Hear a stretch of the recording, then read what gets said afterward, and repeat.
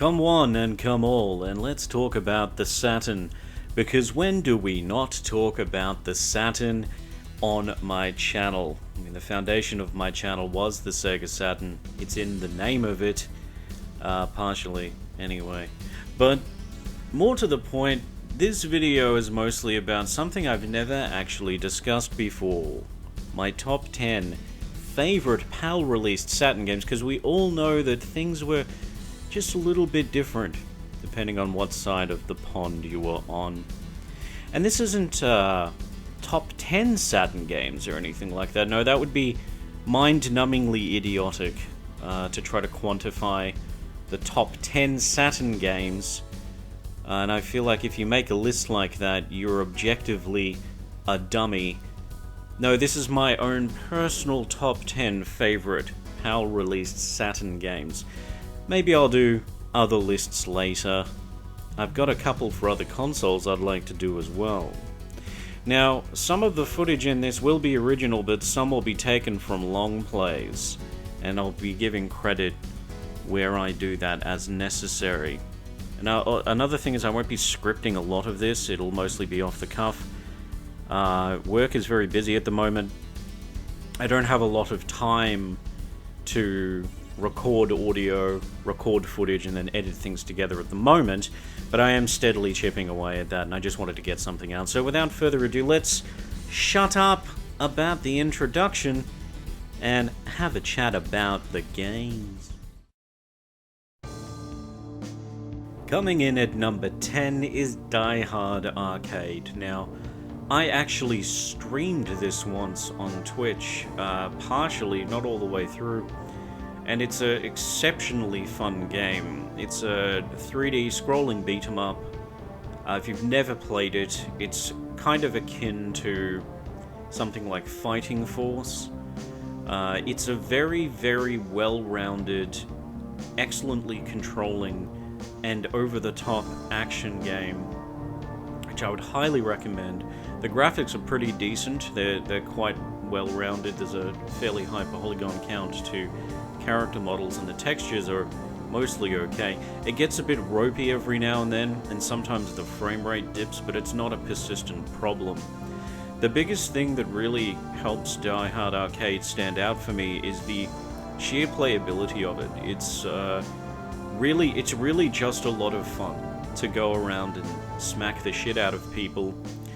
And even if you have finished it, it's always a little bit different every time, so you might fail the QTEs, or you might not on one particular playthrough. You might see something different, you might use a different weapon in a different part of the game at some point, and there's all these little things you can do in it, so I would highly recommend it if you've never played Die Hard Arcade, so check it out.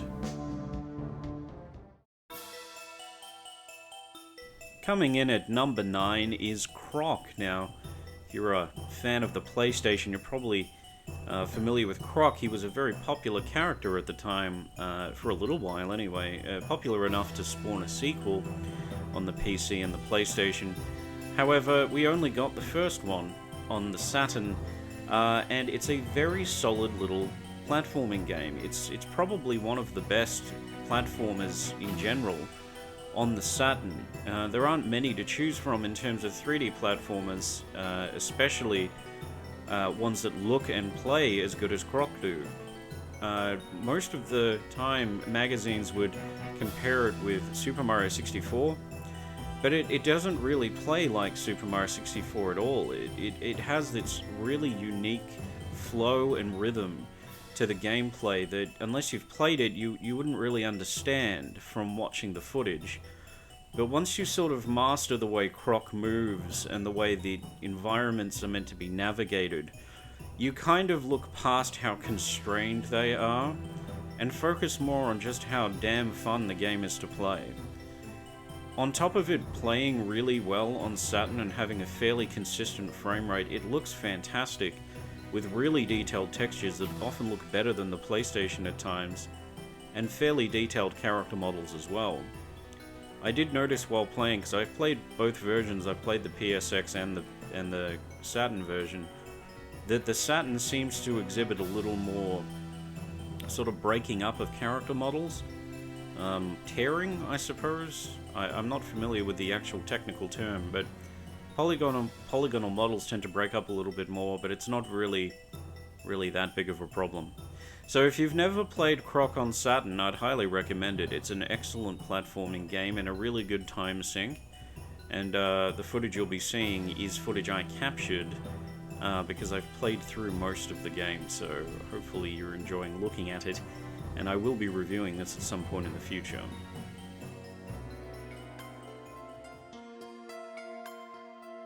Coming in at number 8 is Dark Savior. I have a very complicated relationship with this game. It's a really solid 3D action RPG on the Saturn with some really interesting camera gimmicks where you're able to look around fairly freely in these environments, but the game itself is very inconsistent in its difficulty level. So most of the time, all you really want to do is run around and fight things and go through the story and learn what's going on. However, a lot of the time you're forced into these situations where you have to sort of jump around and do really awkward platforming sections, especially in the sewer sections. I really hate those. They're so frustrating, take ages to get through, and if you keep falling down, you might be at them for quite a bit of time. They don't take a shine off the entirety of the gameplay experience in general, because all in all, Dark Savior is an excellent game. It's got a very innovative, for the time, parallel story system that changes based on how fast you actually get through the opening sequence of the game on the ship. And you could be at this game trying to get the different endings for a very long time, so you get a lot of value out of it. So not only does it look excellent, it's got a very innovative camera system. It's very fun to play most of the time. And it does take some minor missteps in perhaps overusing some of the awkward platforming sections, but it doesn't really overshadow the experience as a whole. So I hope if you get the chance to play it, you can enjoy Dark Savior for yourself. Coming in at number 7 is Resident Evil. I mean, I don't really need to go into too much detail about what this one is, because if you're watching this and you don't know what Resident Evil is, that's very odd, and you should probably get checked out. But Resident Evil is a very special series to me. It was my introduction to horror games. Back in 1996, it was the very first one I'd ever played, and man, did it really change my perspective on what a video game could be. You know, they weren't just about hedgehogs and plumbers, it was also about people getting ripped apart in gruesome death sequences, and giant animals eating people whole, and all sorts of exciting things occurring. Now, the Saturn version of Resident Evil is a really excellent conversion of the PlayStation game, and has an additional mode added as well. So if you were feeling like you weren't getting enough out of the end game in the PlayStation original, it's really worth replaying it just to get that extra content at the end. The graphics are fairly good throughout. There's some dodgy dithering effects instead of transparency, unfortunately for certain graphical elements, but character models look excellent. For the most part, texturing of environmental objects, inventory objects, and monsters and other players in the game all look pretty good, if not better than the PlayStation. There are some dodgy models that don't make sense, like the clock at the very start for some reason looks like complete arse compared to the PlayStation game, but all in all it's fine. All the other good stuff about the PlayStation game is in it. All of the pre-rendered backgrounds look fantastic. They may be a little bit darker, but that's okay. The sound is excellent. Everything's there, so I would highly recommend playing the Saturn version if you haven't, just to really see what an excellently done atmospheric horror game looks like on the Saturn if you haven't played it.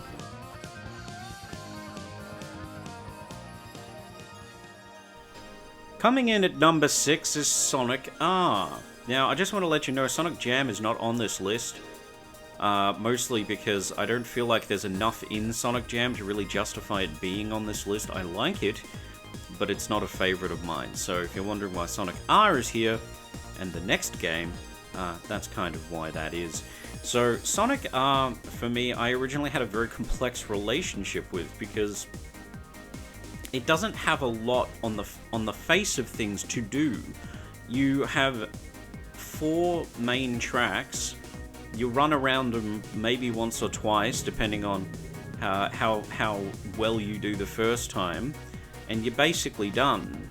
You do Radiant Emerald and then you're finished. But if you actually go back and do everything there is to do in the game, you'll be there for hours. And the thing is, Sonic R is so much fun that you really do want to see what else there is to do. There's even a balloon hunting mode that is just really relaxing to wander around the tracks and find the balloons.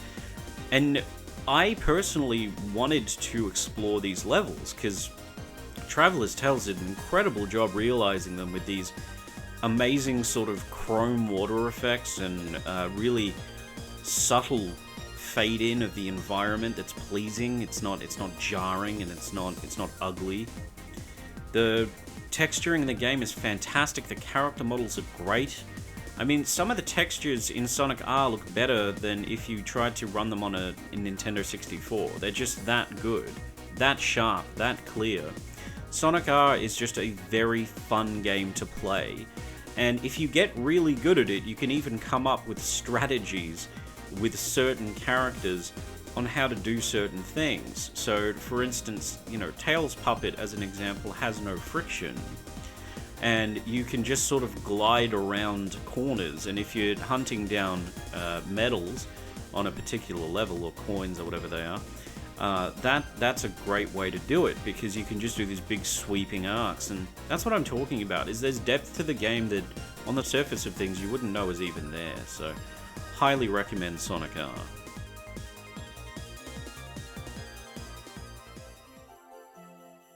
Now, coming in at number 5 is another Traveler's Tales game, Sonic 3D Blast. Now, you might be saying, why is this on the list? It's not a particularly nice game. Do you know what? I find this game really relaxing to play.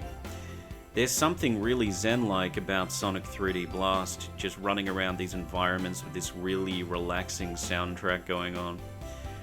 With collecting flickies, it's just, like I said, there's something zen-like about it. I can't really put my finger on what it is. I think it's because there's no real pressure to finish the levels. And they're very, not easy to finish, but they're straightforward to finish. So it's not a massively taxing effort to get through the game. It looks really nice, it's very clean and colourful, and the characters look good, and there's a lot to really enjoy, and it also has those cool 3D special stages. So if you like those and you're missing 3D Sonic on the Saturn, if you've never tried Sonic 3D Blast, they're in there. So there's something special about this game that's hard for me to quantify, but it's a combination of a lot of different things. And if you sit down and play it for a while and don't enjoy it, I totally understand. But for me, I just love this game, and I will go back to it anytime and really enjoy it.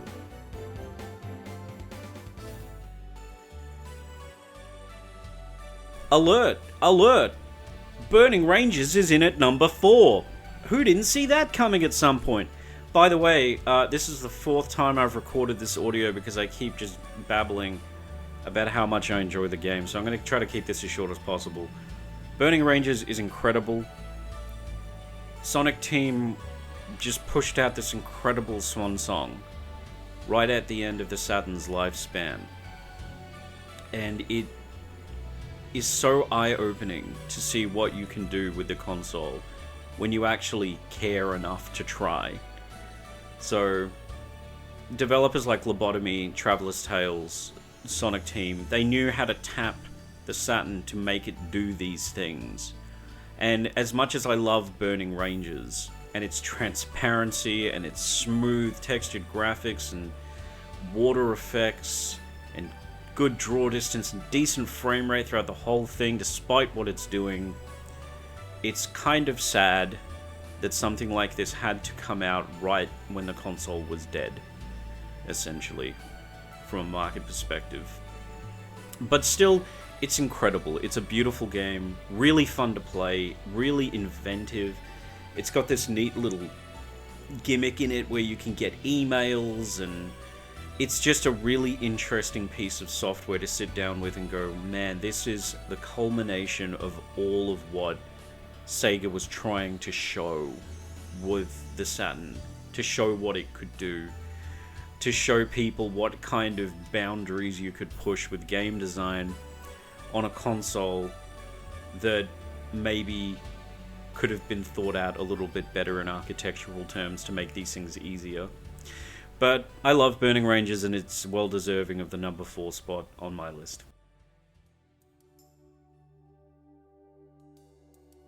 Coming in at number 3 is Nights into Dreams. Again, who could have seen this coming, huh?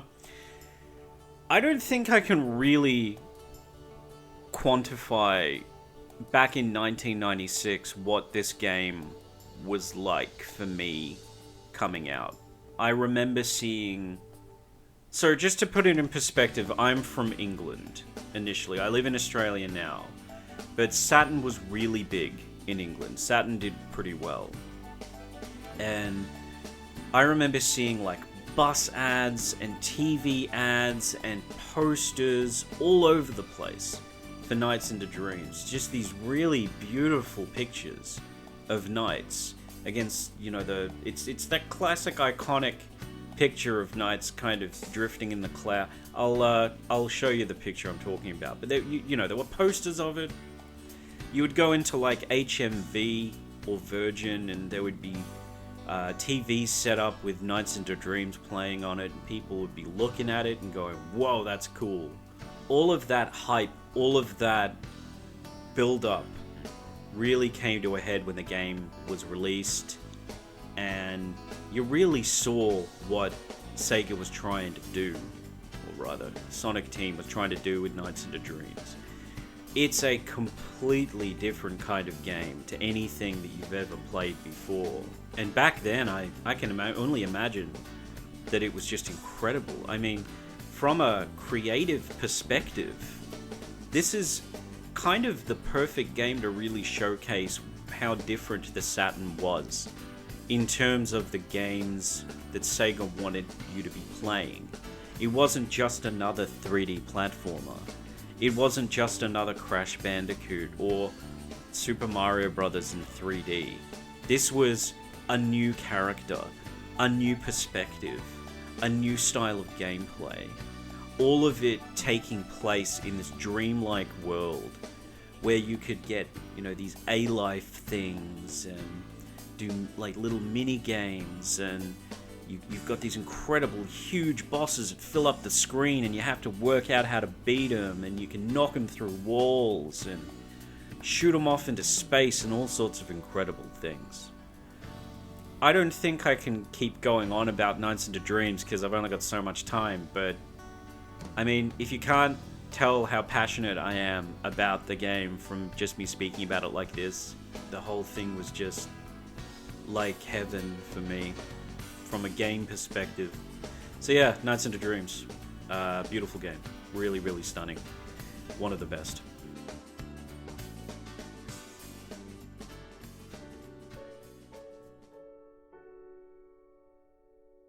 We're at the home stretch, everybody. We're at the home stretch. It's number 2. Enemy Zero. If you've never played Enemy Zero, it's kind of hard to explain what the game is like to play. But I'll do my best. So, Enemy Zero takes place in a space station. You are basically being stalked by invisible alien monsters. The main character is Laura, but not the Laura from D. She's a different Laura, but the same Laura. So the idea behind Laura is that she was meant to be a virtual actress, in the sense that she's the same person, but playing a different role. The same way an actress would play a different role in a film, from another film. This was the brainchild of Kenji Eno, who was really a genius to me. Kenji Eno was the kind of guy that just sort of did what he wanted to do in game design back when that wasn't smart. Because back then, it was very expensive and very hard to make a game. Because there weren't, like, packages you could just download off the internet for Unity to help you make something. You know, sometimes you had to go right down to assembly language and be basically telling each part of the system what to do at any one time. It was really hard to make games back then. Some designers like Kenji Eno were really smart and really, I suppose you could say, edgy, in the sense where they had an idea in their mind about what they wanted to make and they weren't willing to compromise on it. They said, this is my creative vision. This is what I want to do. If you're on board, fantastic. But if you're not on board, I'm not interested in playing ball with you. That's the kind of designer Kenji Eno would be. He was an incredibly tormented man, a very tragic figure in the gaming world. And one of the stories I like the most about Kenji Eno, just to put in perspective of what kind of person he was like, is he liked Michael Nyman, the pianist, so much that he basically begged him to make music for Enemy Zero until he relented. That's the kind of person Kenji Eno was. His passion was infectious. His creativity was inspiring. And I know not a lot of other people feel this way about his work, but I love Enemy Zero. I love D2. I love some of the smaller projects they made, like Short Warp for the 3DO.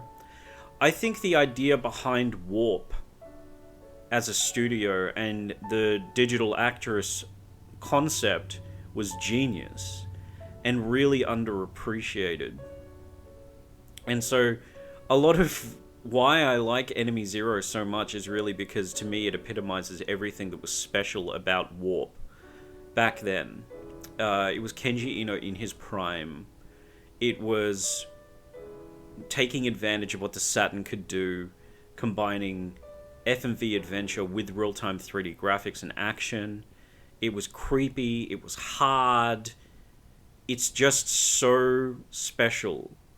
Enemy Zero is nothing like you would expect going into it, from screenshots, from video. You really just have to play it and experience it to really understand it. And you'll get where I'm going with this.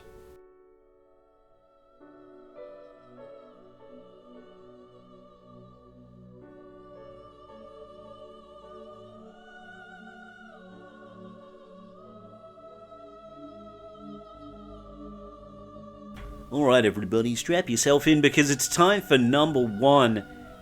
My top 10 favorite PAL release Saturn games. Now this one's probably going to be surprising to you because you're most likely expecting me to say something like Panzer Dragoon Saga, or Shining Force 3, or Shining the Holy Ark, or Mr. Bones, or something like that. But no, my all-time favorite Saturn game is Deep Fear. That's right, Deep Fear, the much maligned survival horror game from Sega to replace Resident Evil 2 when that was cancelled. At least that's the word on the street. Now, why do I like Deep Fear so much? Now, I have a really huge appreciation for terrible horror movies with poor acting and low production values. Now, Deep Fear ticks one of those boxes because, if anything, it looks really nice most of the time. The pre-rendered backgrounds are good, the graphics are pretty solid all around with great texturing, and reasonably good animation. Not all the time, sometimes it's a bit ropey, but that's only on occasion.